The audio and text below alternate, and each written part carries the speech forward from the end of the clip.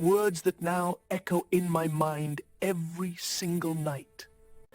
Words I wish I had heard 40 years earlier. But it was too late, and today I live with the weight of what was left unsaid.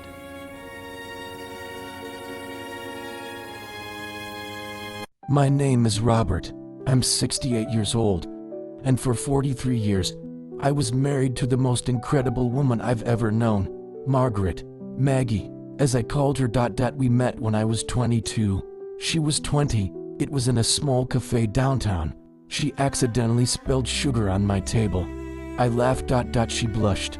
And in that moment, something changed. I thought love would be automatic, that just being there was enough, that 40 years together meant she knew, that I knew, but I was wrong.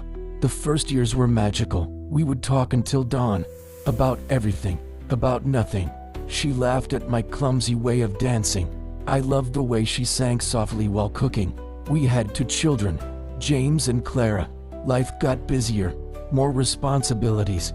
I started working more. She took care of the house, the kids, and gradually, the conversation started fading, not out of anger, not from emotional distance, just out of habit. I thought she knew that I didn't need to say it. After all, I was there, every day.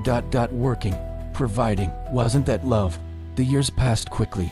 James graduated. Clara got married. The house became empty, and suddenly, it was just the 2 of us again. But something had changed. I didn't know what she was thinking anymore. She stopped asking about my day. We ate in silence, watched TV in silence, slept in silence. And me, I thought this was normal. That long marriages were like this, comfortable, quiet. I never stopped to ask if she was happy, if she felt seen, if she still felt loved. I assumed she did, and that assumption was my biggest mistake. She started to change, small things. She stopped singing while cooking, stopped asking me if I wanted coffee in the morning. Started going out alone for walks, for hours. I thought it was age, that she needed space. But the truth, she was pulling away. And I didn't notice, or worse, I noticed, but didn't want to face it. Because facing it would mean having to change, having to talk, having to admit I had become a stranger in my own home. One day, she said to me, "Do you still love me, Robert?" I laughed, thought she was joking. "Of course I do, Maggie. Why do you ask?" She went silent, then said, "Okay," and left the room. I should have gone after her, should have sat beside her and asked what was wrong. But I didn't. I turned on the TV and let that moment pass. 6 months later, she went to the doctor, said she was tired, that she had no energy. I thought it was anemia, vitamin deficiency. But it wasn't. It was cancer, pancreatic, advanced stage. When the doctor told us, I felt the ground disappear. Maggie didn't cry. She just looked out the window and said, "How long?" 6 months, maybe a year. I held her hand on the way home. She didn't squeeze back. And in that silence, I understood. I had lost her long before the diagnosis. I just didn't know it. I tried to change, started making breakfast for her, brought flowers every week, asked how she was doing. But it was too late. She thanked me, smiled, but it was an empty smile. A smile from someone who had already given up. I wanted to talk, wanted to say everything I never said, but the words wouldn't come out. And she was getting weaker every day. Spent most of her time in bed. I would sit beside her, hold her hand, and pretend everything was okay. But it wasn't. I was terrified, not of death, but of the fact that she was leaving. And I had never really known her. Not in the last years. I had lived with her, but I hadn't lived with her. In the last week, she could barely speak. The doctors said it was a matter of days. I didn't leave her side. Slept in the chair next to the bed, held her hand, and prayed. I don't know to whom. I'm not religious. But I prayed for more time. To be able to fix everything. To be able to say what I never said. But time doesn't wait, and life doesn't give second chances. One afternoon, she opened her eyes, looked at me, and said, with a weak voice, "Robert, are you there?" "I'm here, Maggie.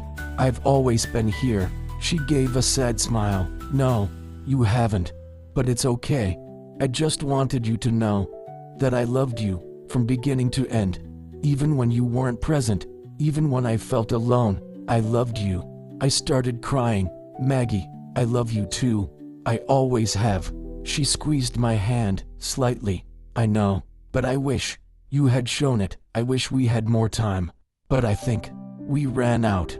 She closed her eyes and never opened them again. 3 hours later, she was gone. I held her hand until her body went cold.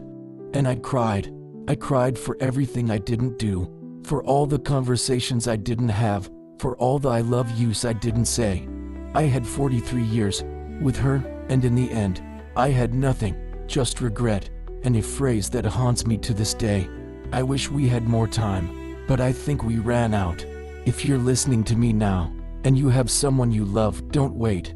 Don't assume they know. Don't think you have time, because time runs out, and when it does, it doesn't come back. I live every day with the weight of what I didn't say, of what I didn't do. I had 43 years, and I wasted most of them. Don't make the same mistake. Say it, show it, live it, because love isn't just being there, it's being there. And I learned that too late. Maggie is gone, but her words remain, and I will carry this weight until the day I die. Don't let this happen to you. Don't be like me. Don't be too late. If this message resonated with you, please like it and share the video with those you believe need to hear it. Subscribe to our channel for more inspiring stories. And don't forget to hit the bell icon to be notified whenever we release a new video. Your presence is essential to us.